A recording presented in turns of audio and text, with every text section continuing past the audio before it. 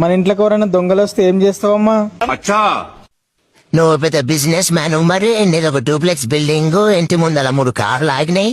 దొంగడు ఎవడన్నా వచ్చి నీ ఇంట్లో దొంగతనం చేస్తే మన లైఫ్ సెట్ అవుతుంది అని చెప్పి నీ ఇంటికి వస్తాడు మరిగా. సరే అని మన దరిద్రానికి దారి తప్పి మన ఇంటికే వచ్చింది అనుకో, గంట దోలానే 1 రూపాయి కూడా దొరకదాను. దోలారి అలసిపోయి కిచెన్ లోకి పోయి మన తిందామన్నా బుక్కల అన్నం కూడా దొరకదానికి.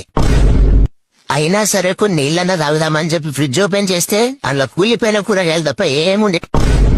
ఈ పెద్ద మనిషి ఇంటికాడ దొంగతనానికి వస్తున్నదా పుచ్చుకున్న మాట ఇంటికొచ్చినా గాని ఏం దొరకక బాధతోటి ఖర్చులకు మన ఇంట్లోనే 1000 రూపాయలు పెట్టి పోతాడు తప్ప ఏం లేదా.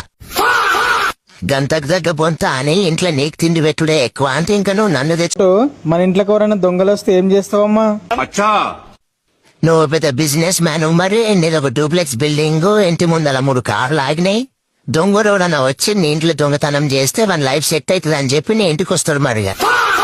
సరే అని మన దరిద్రానికి దారి తప్పి మన ఇంటికే వచ్చింది అనుకో, గంట దోలానే 1 రూపాయి కూడా దొరకదాను. దోలారి అలసిపోయి కిచెన్ లోకి పోయి మన తిందామన్నా బుక్కల అన్నం కూడా దొరకదానికి.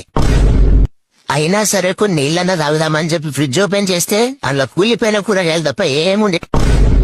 ఈ పెద్ద మనిషి ఇంటికాడ దొంగతనానికి వస్తున్నదా పుచ్చుకున్న మాట ఇంటికొచ్చినా గాని ఏం దొరకక బాధతోటి ఖర్చులకు మన ఇంట్లోనే 1000 రూపాయలు పెట్టి పోతాడు తప్ప ఏం లేదా.